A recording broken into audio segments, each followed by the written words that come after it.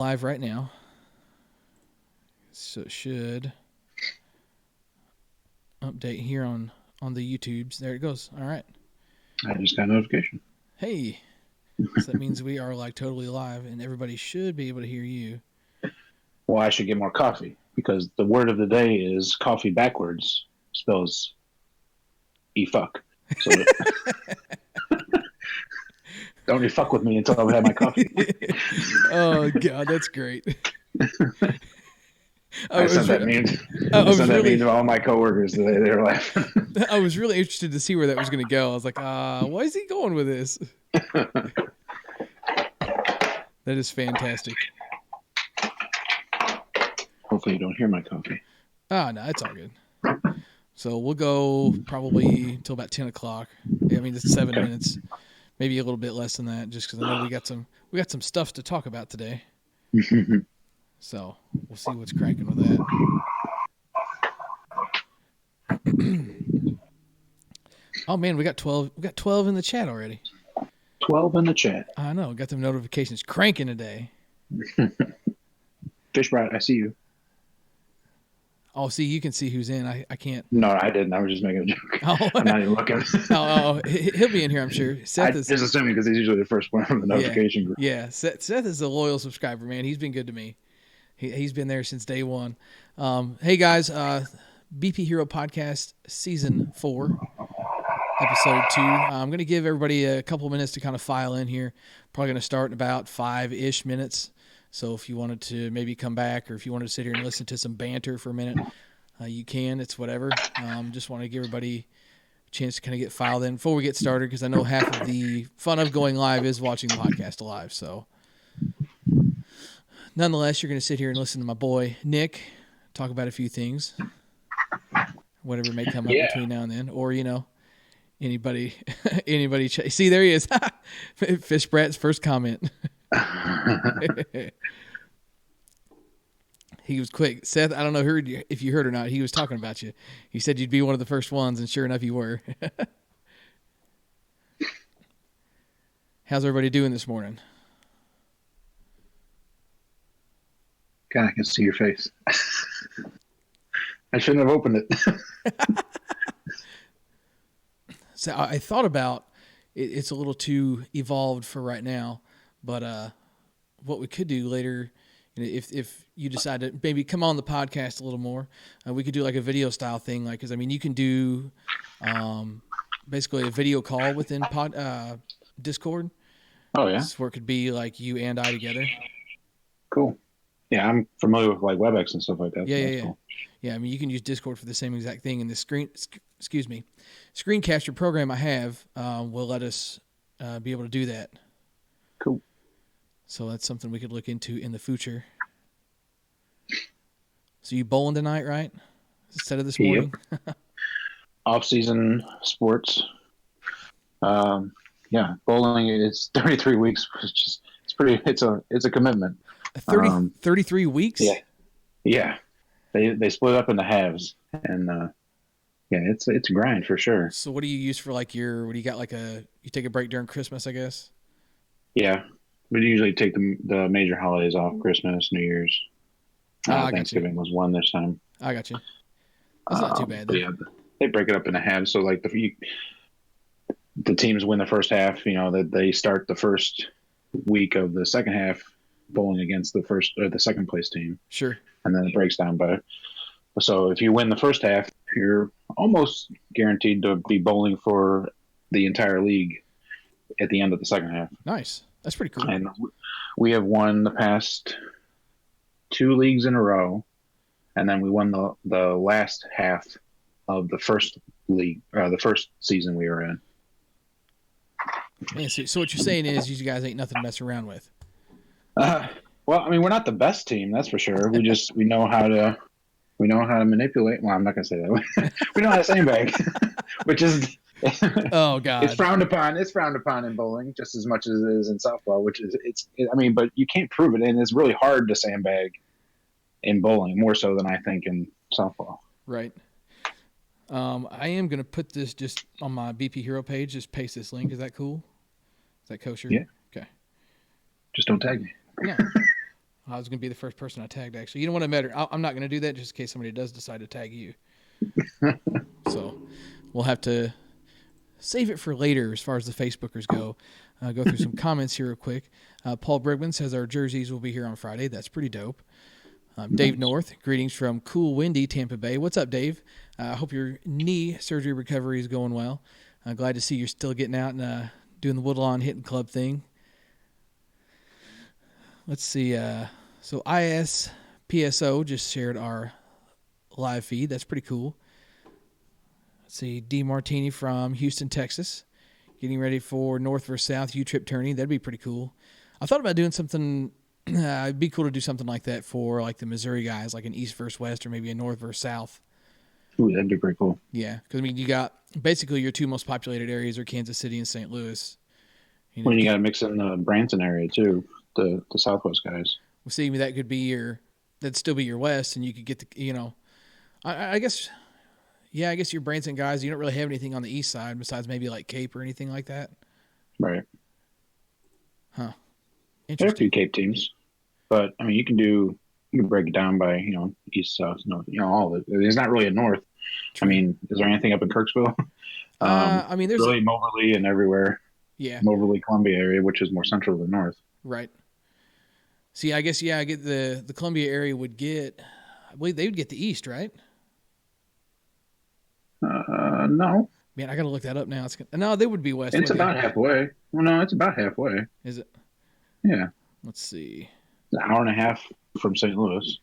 I got to look it up. Map of Missouri. It might be slightly closer to St. Louis than Kansas City, but I mean, I'd say more so of its own area. It's more of a central than.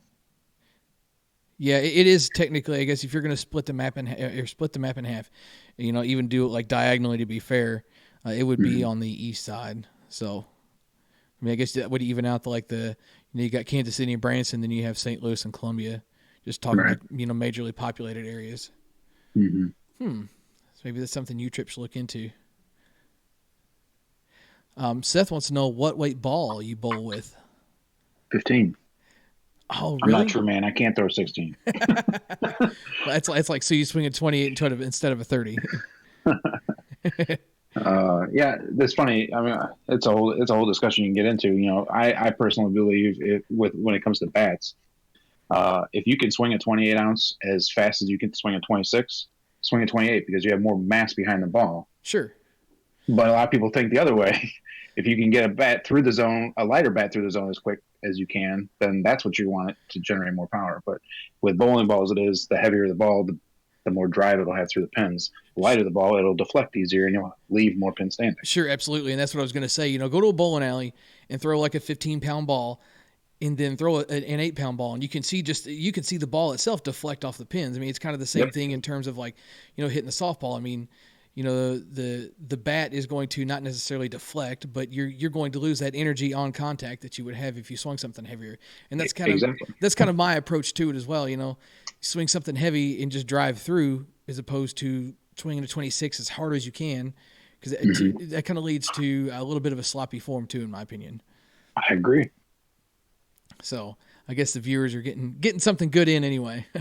In the meantime here, it's got 33 viewers. It's 10:01, so we can go ahead and get the ball rolling here.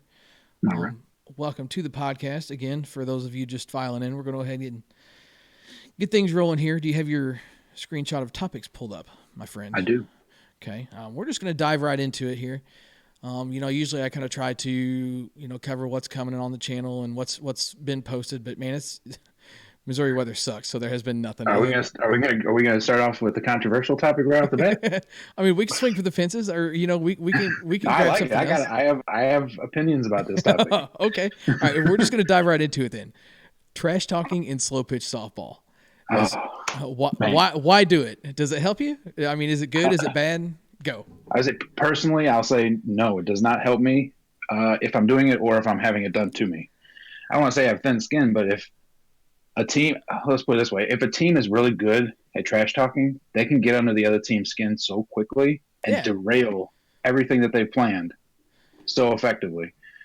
I don't personally respond well to it, and I try to just turn it off or not listen to it or whatever. But if I try to do it back, I can't do it. I'm not that type of person that can trash talk back.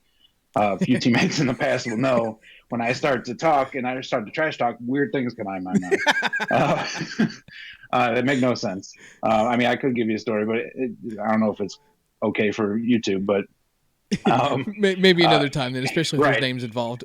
my hitting goes downhill immediately if I start to let it affect me. So I think personally, if you're a team that can do it and do it well and still perform, I mean, go for it. I mean, it's a tactic to use, but if you know that you can't do it, avoid it at all costs. Don't buy into what that team's trying to goat you into and play their game, because if you can't, then you're just going to lose. Sure. And, not to, we could even do this without naming names or teams or anything like that. But I remember being in St. Charles at a tournament watching the Knights, which is your team, I can say that, play against another team. Yeah. Yeah. Kind of get into it with another local team there. It's been a few years. I don't know if you remember what I'm talking about or not. It's been a few years, but, there was kind of the back and forth of, a few questionable middle shots and that kind of thing. And next thing you know, it's, every team just trying to hit at the other team's pitcher. And like whoever started it, the other guy won, as far as, getting into their head and getting them out of their game, just like you said. You spend way too much time trying to work on, all right, well, I'm going to shut them up. I'm going to hit this pitcher. Well, then they won, especially if you're just, grounding out back to the pitcher or taking dumb swings or popping out or even hitting careless home runs, trying to prove a point. They got you out of your element. And that's kind of something that I don't think it's really worth it. Like you said, unless you can do it and you can back it up. There are people that can. Yeah. But you should know whether you can or cannot. Sure. I know personally I'm someone who can't do it. See, because it affects my game. I'm not. I already have my own struggles, so I don't need to add that. See, and that's kind of where I'm at with it. I mean, I'm not a fan of it. I'm not saying that I haven't gone there before. I'd say everybody would be a liar if they said that they haven't been associated with something like that at least once or twice. Right. Even if it's not voicing or trash talking to the other team, you may be doing it in the dugout, to yourself or complaining about the other team to your teammates, and that again is another way to derail your plans in that game. Sure. I mean, yeah. Are your teammates with you? Are they like, dude, shut up? I mean, that's another thing as well. And are you toxic to the group, or are they kind of like, yeah, we got your back. Right. The thing that gets me is, the outfielders, when outfielders want to talk.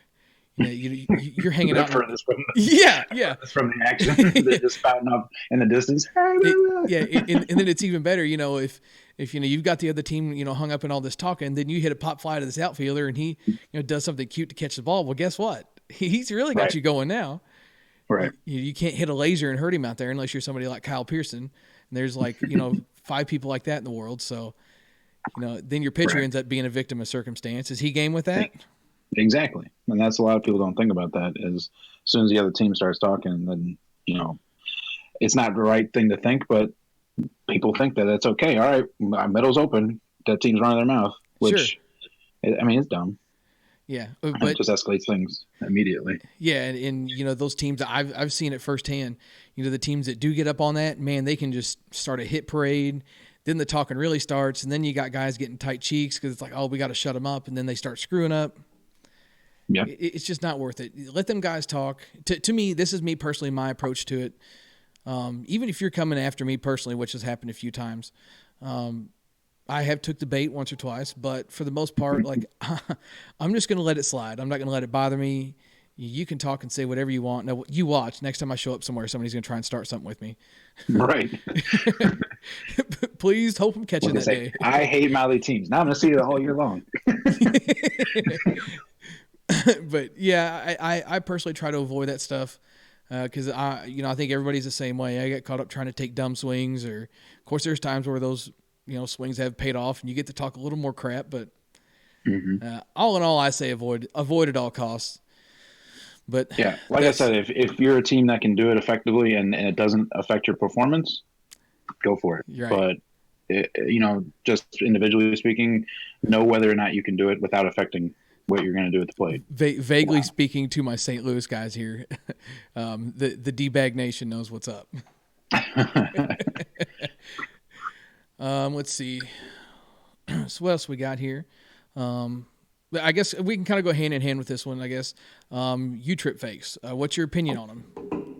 So, of course, they're there to disrupt your timing. I mean, timing is everything at the plate. It means a lot less when it's a higher arc, of course, because you have a little time to affect or to see it, the pitch. It's funny though, you see videos of like really, really good U-trip fakers on YouTube or on Facebook, and I'm like, I see nothing to that degree in Missouri or in St. Louis or anywhere. The only time I've seen anything close to that was when we went to Worlds in Florida, and even then it wasn't that prevalent. But that level of faking, I think, would affect me greatly. Things we see here in St. Louis locally, no one does it very good. Yeah, and that's not to say there's not good pitchers in St. Louis. Right. I'm not saying there's not good pitchers. I'm saying the faking is not to the level that you see on these videos and on YouTube of people that are just dancing around, doing cartwheels, all kinds of stuff like that. While comical, I mean, you still have to wait for the pitch to come. Right. I mean, it'll probably affect me a little bit, but I just don't see it to that degree here locally. Now, the thing that gets me is the guys that can do it and throw strikes. Right. That's what gets me. I mean, you can do whatever you want on the mound. You can stand on your head and throw a pitch. I mean, if you can't throw a strike, then what's the point? Is kind of my outlook on it. Because I mean, especially you're going to get your dumb luck strike every now and then, but you got some guys that'll stand up there and fake until their arm falls off and throw a ball that lands a foot short of the plate. Well, congratulations. Okay.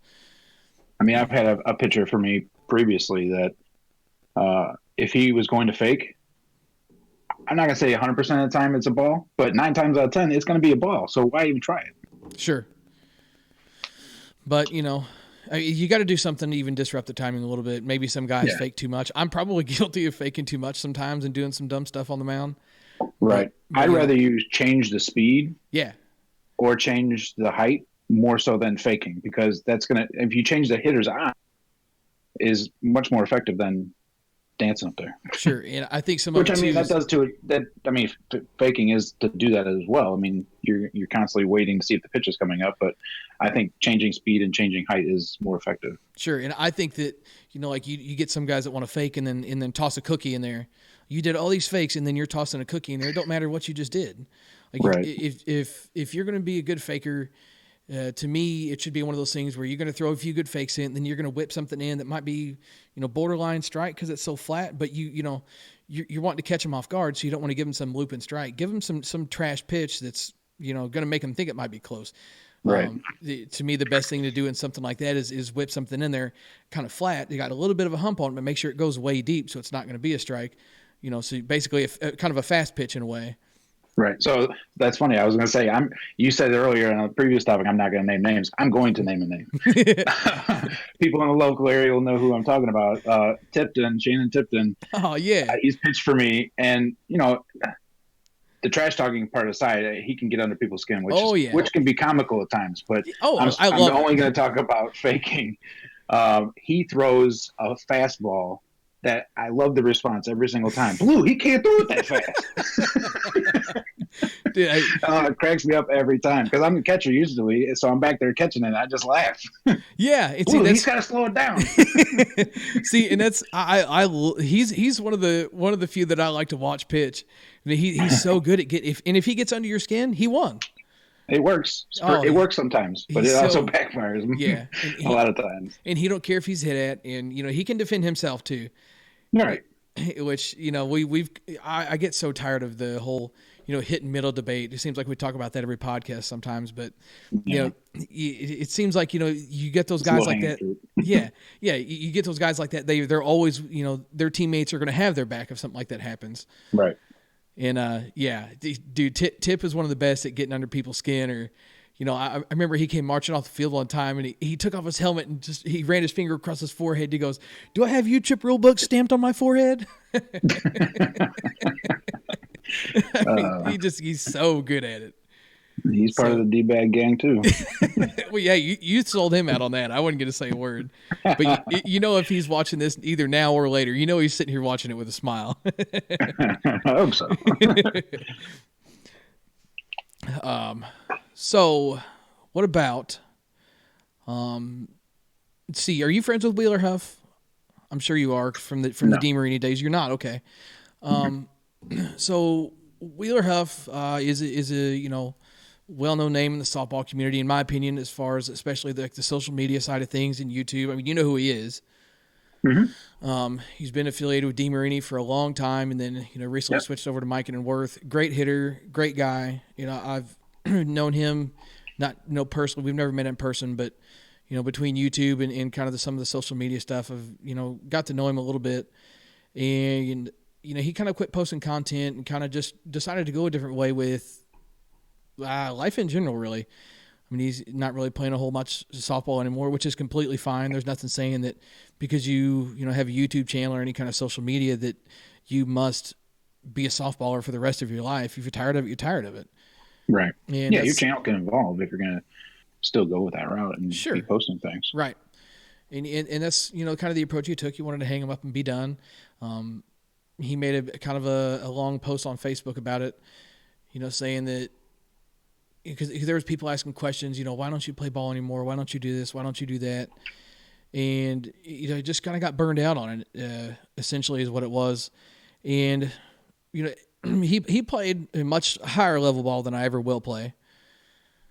But I think some of that comes down to like social media and knowing how to, I guess, mix softball and your personal life.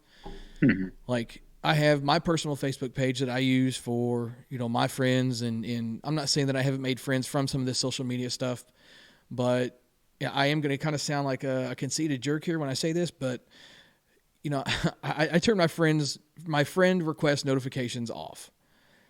I mean, I get probably, I'd say at least 15 a week just from people that have found me through, YouTube or Facebook or whatever else, and, trying to add me on Facebook. And that's cool. I understand that. Like, I appreciate that, they want to go out of the way and be my friend on Facebook. But, sometimes I just think that, there's no escaping it. If you get to a certain point, like Wheeler said that he was part of like the 5,000, friends list thing or whatever, he had 5,000 friends. He had to delete people to add people. Right. And I would probably be to that point if I just added every person that wanted to add me. But then that's just that many more people that maybe sometimes I just want to break. I want to get away from them.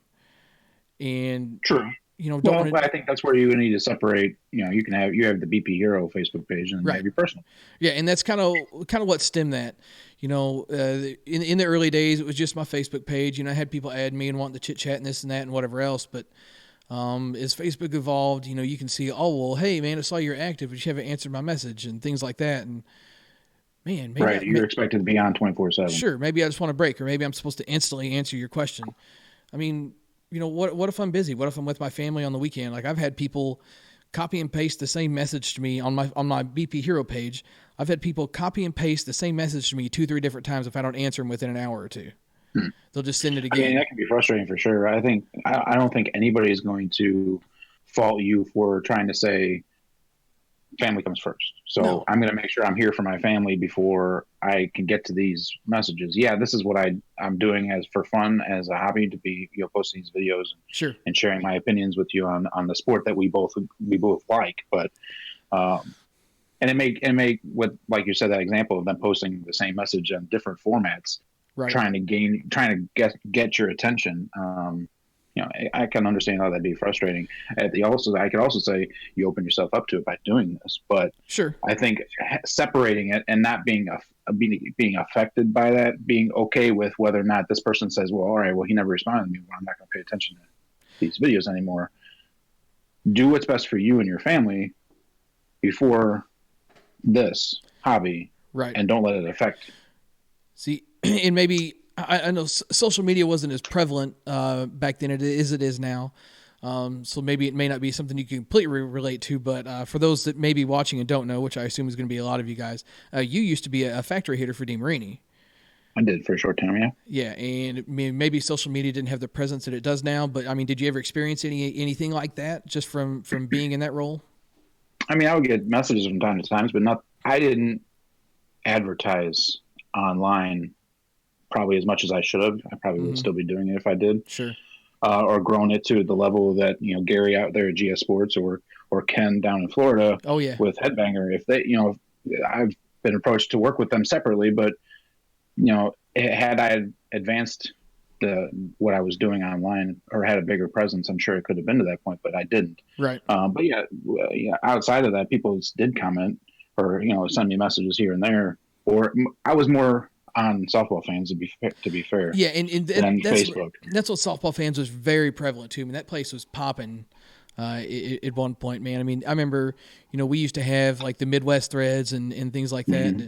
I mean, we would fill them up in hardly no time at all and start a new thread. I mean, but softball fans isn't what it was now, which again was why getting back to kind of the growth of social media kind of leading to some of that stuff. Mm-hmm. And while we're on that topic, I mean, or we're talking about softball fans, I was snacks on the board, currently double bagel. I don't go there very often anymore, but I was unfairly banned. I'm just going to put it out there. The second I brought up softball, I think it might have been, you brought up softball fan. I was waiting for it to come out. I wasn't selling anything on there. But anyway. No, as a moderator, I can't speak. No, lips are sealed on that deal, but It is what it is. Yeah, it's done and over with now. Softball fans is something that I am a moderator on there. I do wish that's something It's a great source. Yeah, I keep telling myself. I keep telling myself I'm going to get on there and try to have a little bit more of a presence on there again. I'm going to tell myself here, and I'm ashamed to say probably the last time I logged in just to get on there and kind of look around or maybe post something. Especially, I feel like maybe I owe it to them a little bit. For all the things that they've done for me, for sure. Right. I mean, that's they just send me a box of little bats, say, hey, here you go, review them. And then, I send them back. There's no, and that's other thing that's kind of, doesn't get discussed a whole lot from my terms. People saying, oh, well, softball fans pays him, or, like Anarchy's paying him to do this stuff. I mean, nobody's paying me to do anything.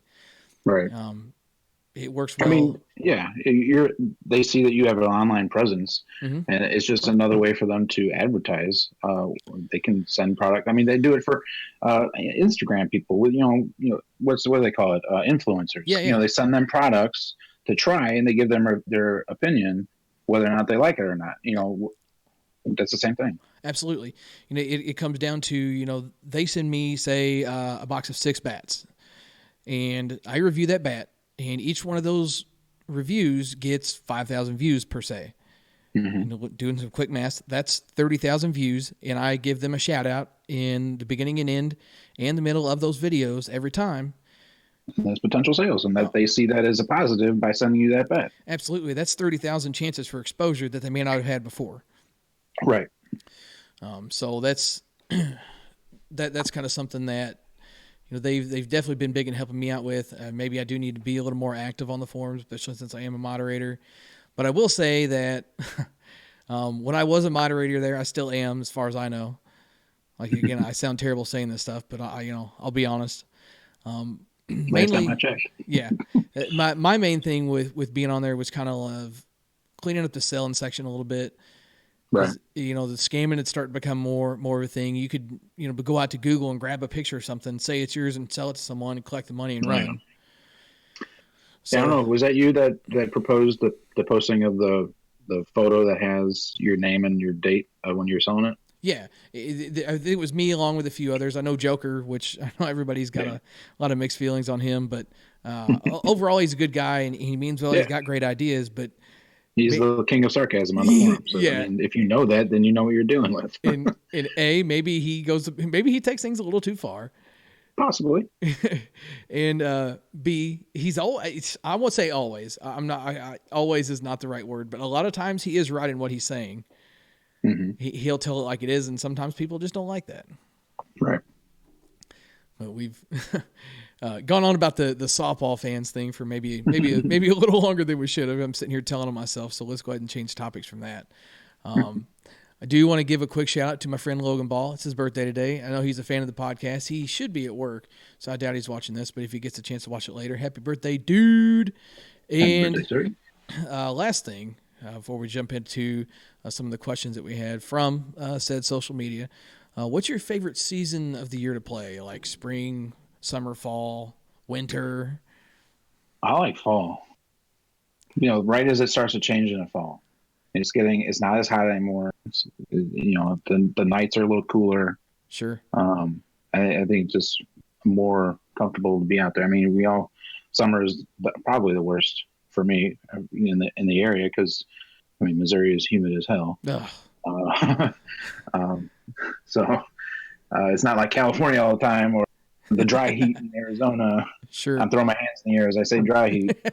I still think it's a myth, but yeah, it's kind of funny. I spent like a year and a half in Alabama, and down there I played in a few tournaments while I was down there, and it gets humid down there too, doesn't it? Oh, dude, it's the thing with the humidity down there is it's humid all the time. Like you can walk out your door at 5 a.m. and feel like you could cut the air with a knife. It's so thick. And kind of the nice thing about Missouri is that usually comes on like the peak of the day. It's not that way all the time. It can, start off a good cool summer morning and then, work its way into being hotter than hell and humid. But down there, it's like that all the time. Literally, it never changes. It's so crazy too it's 110 degrees outside and it feels like it's about 300% humidity, and you nut up on one. You hitting classic M's because that huge trip's pretty popular down there. Yeah. You hit a classic M with everything you got, and you just watch it go about 280 feet and just die in the air. It's got moisture when it comes down. Yeah. And see that places like that are where I think a 52 would be more beneficial. I mean, it's going to sound like crap. I know people are kind of torn on the 52s, especially down there if you're used to hitting a hard ball. I don't want to derail it, but I have no, go ahead. Opinions about 52s, people that complain about them. I mean, it is different. I'll give you that, but there is a way to hit them, and you just have to adapt. Yeah, you got to spin them. You got to spin them. Right, you have to spin them. And there's no the thing about a hard ball, especially in the cold, which could be said for a lot of things, but a hard ball, especially in the cold, can be so forgiving. Mm-hmm. It can bail you out on a lot of swings. Not on your hands. Yeah. Especially with like an old one piece Easton or Worth or something like that, man. Ugh. Don't even. That's bringing back horror stories already. But it's not a forgiving ball. There's no doubt about that. You've got to put a good swing on it. I get a lot of guys that ask me, what bat should I get? We're going to switch to 52s. I mean, swing the same one you were. You're just going to have to spin the ball to get it to go somewhere. Right. I personally think that the 52 relies so much less on, what it's hit with as opposed to how you hit it. Sure, a bat with 1,000 swings is going to be hotter than something that's got 10 swings on it, but right. But what's the distance gain on that? Sure. I mean, marginal probably. Yeah, and I've actually seen it. I don't get into this theory a whole lot when I do my review videos, but I've actually seen bats that just really, really need a lot of break-in. It's not so much anymore, but like, back in like 15 and 16, with prime example being the Eastons, they hit 52s further than they did the hard stuff when they were new. Yep. Because the hard stuff just does not have any give to it. It doesn't get anything out of the bat. Mm-hmm. Sure, they get deeper into the bat, but the bat is stiff, so it doesn't matter. With a 52, it doesn't matter how you just got to spin it. I agree. But that's a whole different tinfoil hat theory there. But I've been on that one a few different times too, and I'm sure somebody's going to disagree with me, and that's perfectly fine. But they do come with their challenges. I mean, you have the changing your approach, hitting with a 52, and then also with defense. Sure. I think is also you have to adapt because that second hop is going to be nasty. Yeah, and that's one thing is a fielder. I feel like playing with 52s around here, kind of just, I'm not necessarily me, but the better fielders around here gives them an advantage in terms of, like you play with 52s around here and then, run off to St. Louis and play somewhere with them. It's a lot easier to adapt because you're already used to it. You see some guys getting ate up with them, but a good fielder is still a good fielder no matter what. Right. But, I guess my thing is like, if that hop is coming, some people don't know where the hop is coming, or sometimes it may not even be the second hop, but you can see if it's bounce, you're going to get that big one you're going to get that big one at some point. Whether it's when it gets right on top of you or not is a whole different story, but it's coming. You've got to know the big hop is coming. Mm-hmm. I was going to go somewhere else with that, and I do not remember where, which is pretty accurate for how things work with me and my brain. I was going to say, staying on line with balls, I mean, people have complained long enough that NSA is brought back to 44-400. Mm-hmm. Yep. So teams are starting to bring that back, which great for NSA. I know it's died in Missouri, honestly. Yeah. There's really only a few places to play. I think that's over in the Branson areas and Springfield area. Sun Valley is really not a presence at all anymore, which was our main place to play, NSA. So it's mostly U-Trip here in St. Louis, or ASA if you're in city limits. But I mean, good for them for making the decision to bring it back. That way it could gain popularity again by the association. See, that's 400s were fun as hell to hit. Oh yeah, absolutely. And that's something, you know, maybe not being in St. Louis, but as far as like the Columbia and Kansas City area, I don't know if the name Rick Conley means anything to you. Have you ever heard that name or not? He was the director of Kansas City. Yeah. He was director with NSA and then jumped over to U-Trip. I think he realized the hard ball sells because, you know, NSA went to the 52 and died off. And then they went back to the 44. Well, he's back with NSA now. And was it Monkey Mountain at Grain Valley? I think it's like a 5-hour drive for you. Yeah. But he's got no, not 5 hours, because Monkey Mountain's it's the halfway point between Columbia and Kansas City, so about 3. Okay. So I thought it was further than that. But I mean, he's got a lot of tournaments over there, hosting a lot of stuff, and he's actually got. I'm going to promote him here for a minute. He's a great guy. I like talking to Rick. I think it's the first weekend of April. Let me pull up my calendar here and double check. I want to. I met him one time at the Meet in the Middle tournament in Columbia. I mean, talked to him for a brief amount of time. Seems like a nice guy. He'll talk to you, that's for sure. He's a talker. But I like Rick. I think the world of him. Known him for a long time. When I ran my own team, I made sure and got into all the tournaments he had local for us to get in. April 6th in Grain Valley, Missouri. He's got a 5-game guarantee tournament going over there. Nice. So, I mean, that's worth the drive if you live a little ways away and maybe want to get, you know, more than just a few games in. You know, jump in the car, make a little bit of a drive, and get 5 guaranteed games. You get 5 no matter what. No, that brings up a good point. Playing out of town. Yes. I have had more fun playing out of town than locally.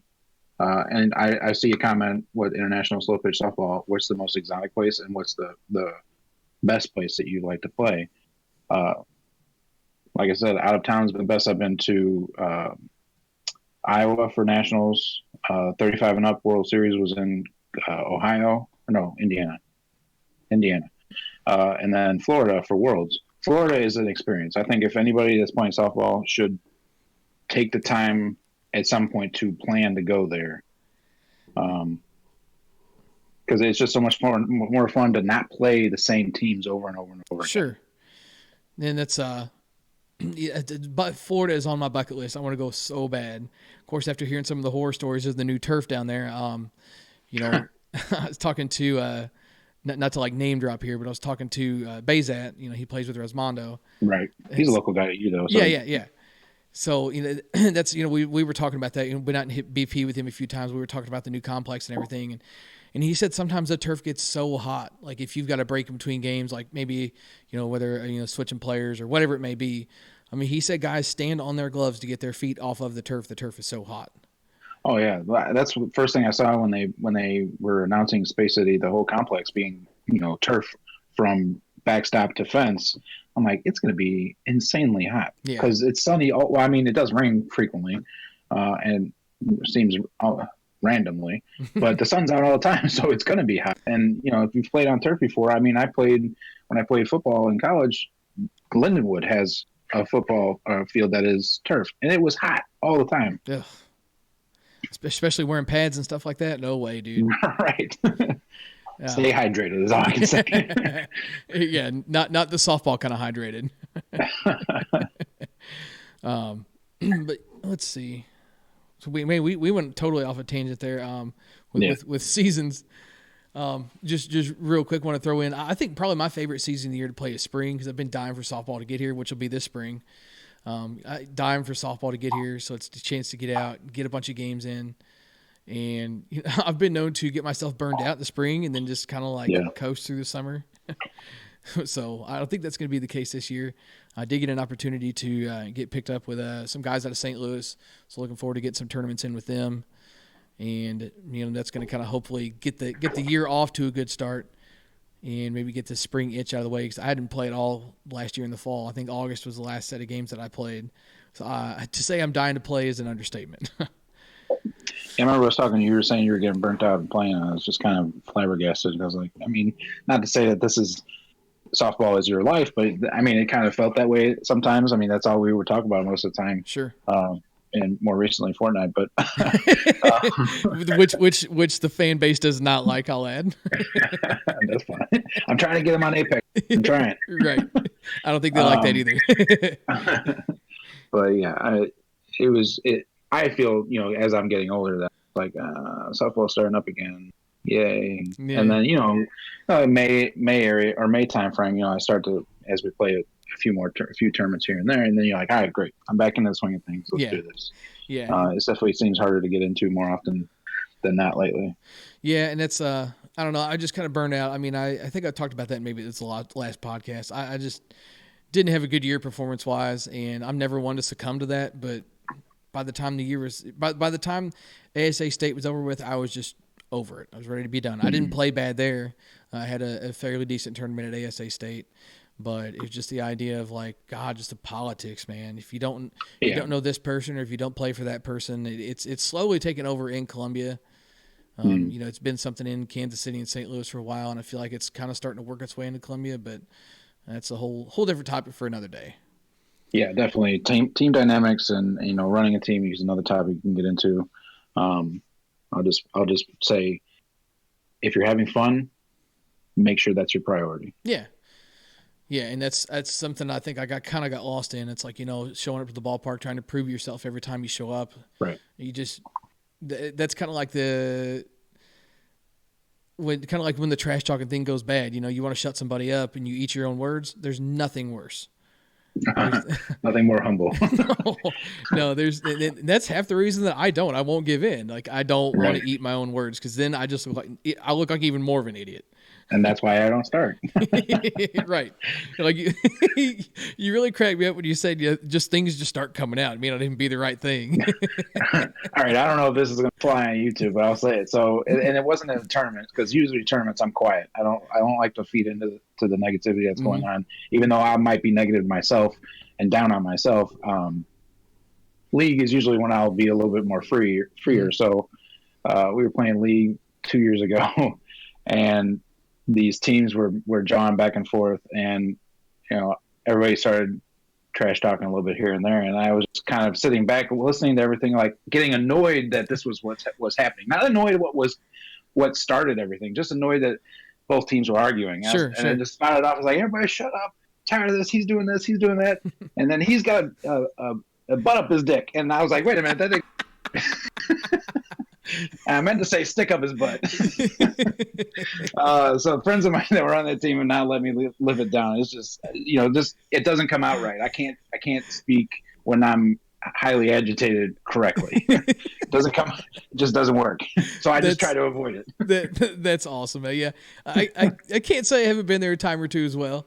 Whether you like, I'm not going too far into details, but we were kind of going back.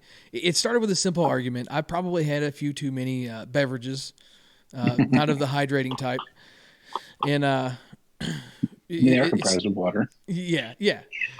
So one thing kind of led to another. There was a close call. I mean, you could ask me to this day. The dude was out dead to rights.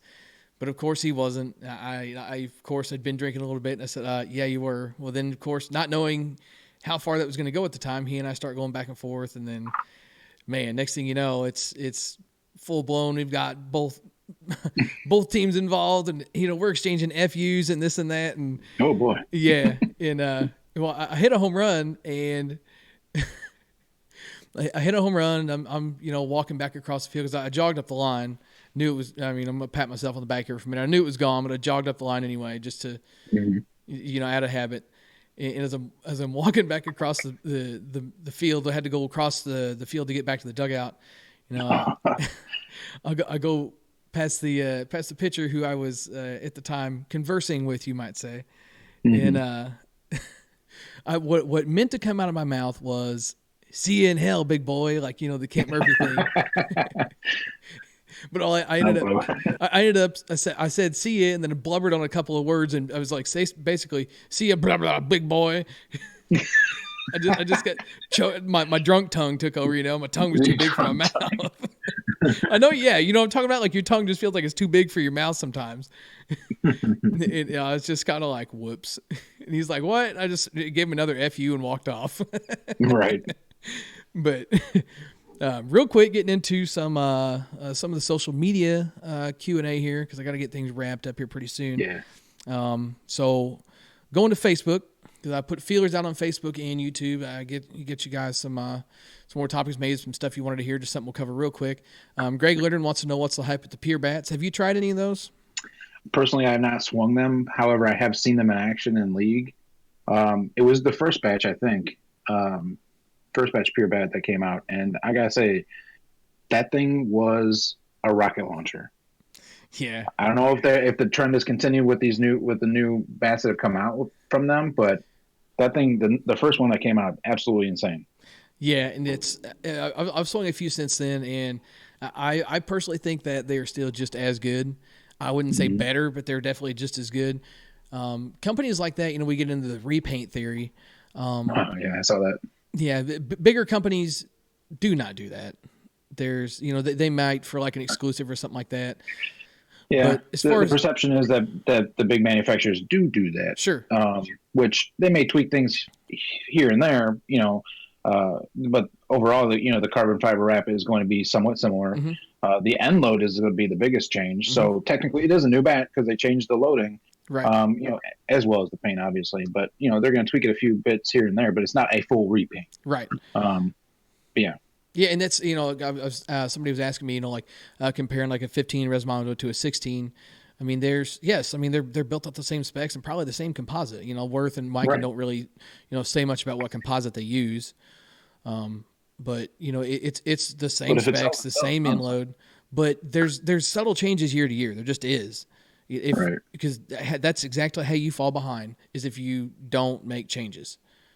Right. But I could say that, repaints could obviously happen as well too, because if you have a formula that works well, why change it up? Sure. It's going to sell. And I think maybe with some of the smaller companies, I'm not saying that that's what Pure does, so do not put me on record as saying that. No. But, the performance has definitely been there since day one. For a small company, maybe if you don't have a lot of money, if you don't have a lot of money to, put into research and development, because every prototype you make costs you money. So if you try one, don't like it, or if you try another and it's horrible, next thing you know, you've tried 5 or 6 prototypes and you're X amount of dollars into this thing just to see what's good. If you're a small company, you may not be able to afford that. So if you got something that's rolling, just roll with it. Now, I will say the exception to that was the Fusion, and not to get all, into the topic of the technology that's involved, but did not care for that thing. That's technology that can just be set aside for the ASA stuff. Yeah. No, I'm all for innovation. I know with work I have to deal with innovation all the time, so it's a major priority what we have. The softball world needs it too. Anything, innovation changes how well something's going to work. Sure, absolutely. Or how well it's not going to work. Right. So I don't want to bring up Monster, but I'm going to. Go ahead. The technology is great. Yeah. I don't think anybody's going to doubt that. No. It's who's behind it. Partially, yeah. It might, but not to get too far into all that stuff, but because oh my God, this is probably going to make it. Yeah, but I guess there's supposed there's rumors that there's something 23 ounce is going to come out. 23, 24, 25 ounce. That's just. I don't get it. Why all these bats are going lighter and lighter and lighter. I think the tech. I need to see that. Well, I guess technology wise, but I need to see the science behind less mass behind a ball being better than more. Yeah, and it's not even so much them as much as it is just technology in general, even with other manufacturers. Try finding a 30-ounce bat. You can't. 30-ounce bats are starting to get hard to come by, and I think it just comes from technology has evolved to the point that the heavier bat just can't pass that kind of testing anymore. Well, I was going to say, so that's when I was still a factory hitter, and I saw it back then, which this is, I don't remember, 2009? Juggy. Juggy. I'm going to bring up the Juggy. Everybody was curious of why there was no 30 ounce with the new testing. It couldn't pass. The technology got so good that they couldn't deaden the bat and still perform to give you a 30 ounce. See, I have had multiple bad experiences with 28-ounce juggies. 28-ounce DeMarini ASA in general. Yeah. It just I shouldn't say never, but I've had more dud 28s than I've had good ones. So that's kind of, I guess, not really a whole different topic. It's kind of on, with what you're saying.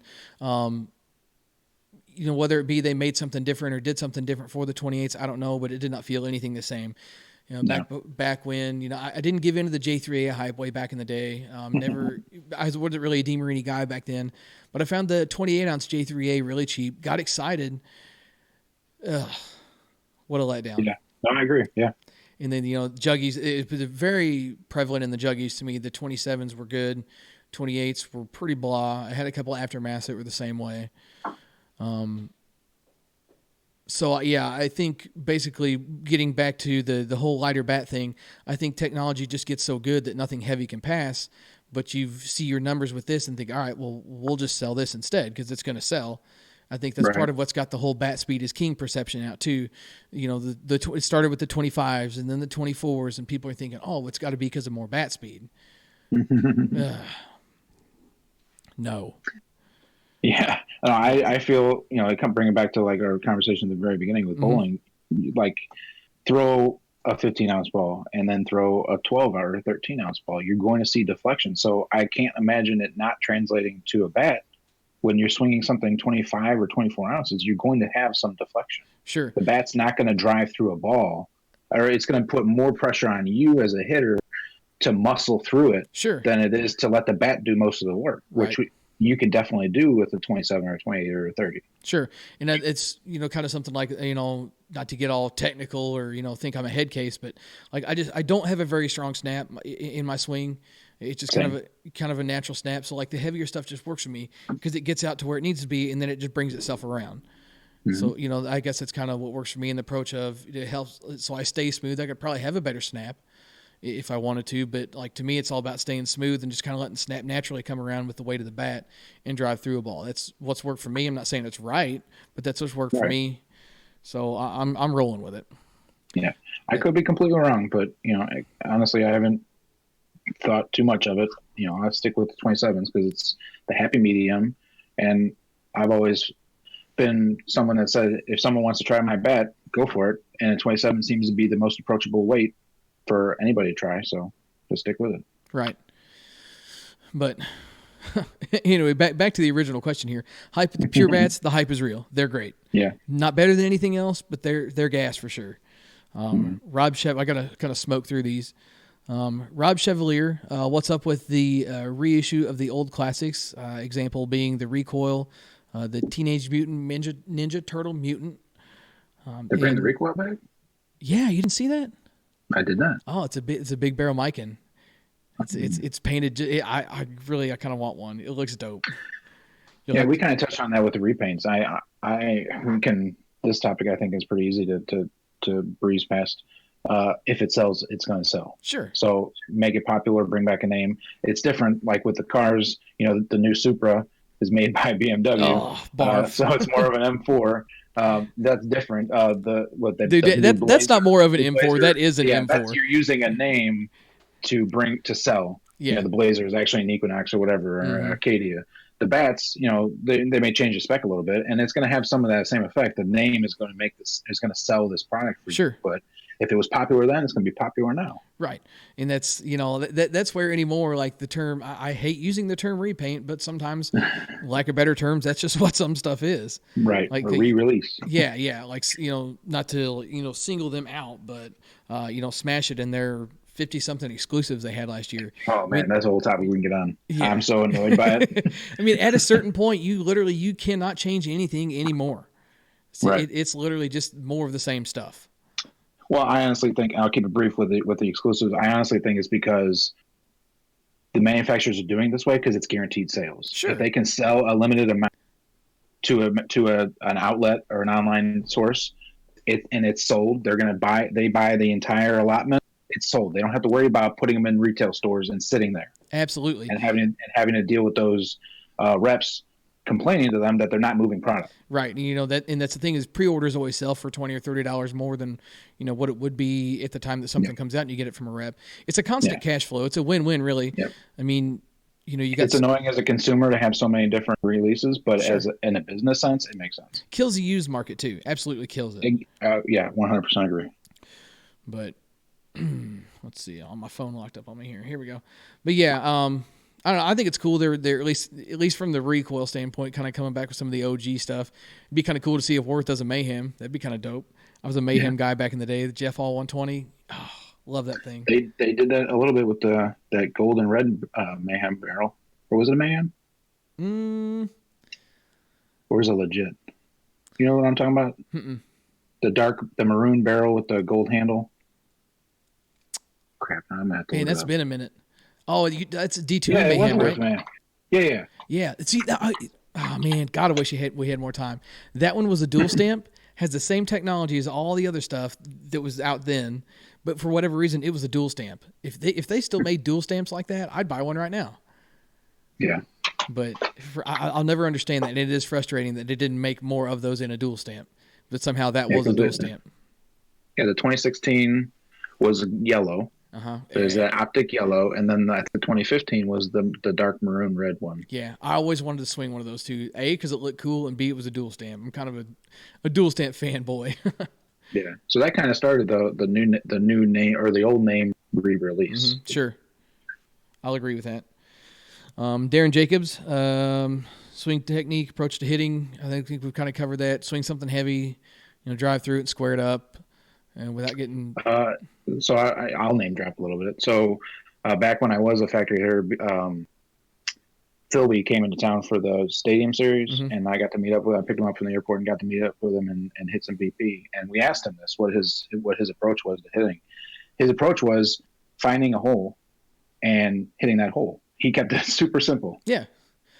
That's I think some people overthink that stuff sometimes, myself included with that. I do too. Not necessarily forcing a pitch through the hole, but waiting for something and then hitting it through. Now, you get to guys at that level, sure. I mean, it blows my mind, pitching BP to Bazat sometimes. Like, I can throw a ball that I swear is going to hit him in the face, and somehow he'll find a way to keep his hands inside of it, and he's left-handed for those that don't know. The ball's going to, hit him in the face, and somehow he can find a way to keep his hands inside of it and just flick it down the third baseline. And that's just a whole different level right there. Yeah. But in general terms, just find something, pound it through there, and kind of go. That's kind of my approach 90% of the time. I'm not going to sit here and give someone a full scouting report on how I hit, but I kind of do the same thing. I don't worry about elevation. I just worry about finding a spot and then hitting it through it. Mm-hmm. So let's see a couple more real quick. LRG Sports from YouTube. I want to know about hitting slumps and how to get out of them. T-work. BP. Yeah, every time I'm in a funk, me personally, T-work kind of helps maybe true my swing back up and it lets me know what it feels like to square a ball up again, because most of the time if I'm in a slump, that's what it is. I don't most of the time if I'm slumping, it's usually how I'm striking the ball. It's not so much a case of, handling a lot of stuff or hitting stuff off the end. I'm pretty good at finding the barrel of a bat consistently, but my thing is striking, whether I'm missing the top or bottom of the ball. So, doing teamwork can kind of help me drive through and level off a little bit and kind of get back through a ball, which is something I focus on. Yeah, I will say effective BP as well. So don't let it turn into a home run derby, and don't hit 30 balls a session. See, I'll argue that. You argue that? See, I think it gets you tired and your fundamentals start to weaken, and then you're going to form bad habits. Sure, but that's to me, that's when I have to start focusing. I'm like, all right, kind of let the muscle memory's got to build itself somehow. Like to me, I'm fine with taking 5 or 10 swings. I'm a BP junkie. I'll do whatever. But I mean, I guess. But let's say, so just weekend session, you're going to go BP. You can do it that way. Game time or a tournament starting off the day, you're going to have BP 5 to 10 balls. Yeah. I'll agree with that for sure. But in terms of just casual BP or out shooting some reviews, I want to really settle in and get into a groove is the way I look at it. I want to get into a good groove. I definitely agree with BP working on striking. A quick story. So when we went to 35 and up, I'm a notoriously streaky hitter. worse than better sometimes. But we took a quick BP before that 35 and up tournament. I worked on just hitting the ball flush, trying to square it up, and I ended up hitting something like 800 something for the tournament. Nice. They were all singles, but they were hard and they were through the holes. Right. And then you start to get frustrated that they're all singles, and then you try to do it. That's when things go bad. which brings me to my next topic, which is the last one. I kind of threw this in there. I don't know if he was being sarcastic, but it's a way too long of a topic, even for a podcast. How to hit dingers. Just close your eyes and swing hard. If your shoes are still on, you didn't swing hard enough. Yeah, coming high, let it fly. yeah, high ball high. It's Roach made fun of me one time. We were playing a snowball here in town. I'm primarily an ASA guy. And this ball comes in, and man, it had to be probably, I'd say neck to head high, but it had a big high arc on it. So I just leaned back and said, all right, here we go. I knew what I needed to do with it. Dude, I just tried to hit that thing as high as I could, and might have been one of the longest balls I've ever hit in my life. Yeah. It's cold outside. Yeah, it's cold outside hitting 44s, man. Just let her fly. High ball high, they say. Yeah. But I'm going to wrap that up. Nick, thanks for stopping in, joining the podcast. Really appreciate it, man. Thanks for having me, man. Chat, be sure you say that. Yeah. Chat, be sure you say thanks, Nick, for stopping in. Hope you guys enjoyed the podcast. Got to get going though. Subscribe to the channel, turn on the notifications. Catch you next time, guys.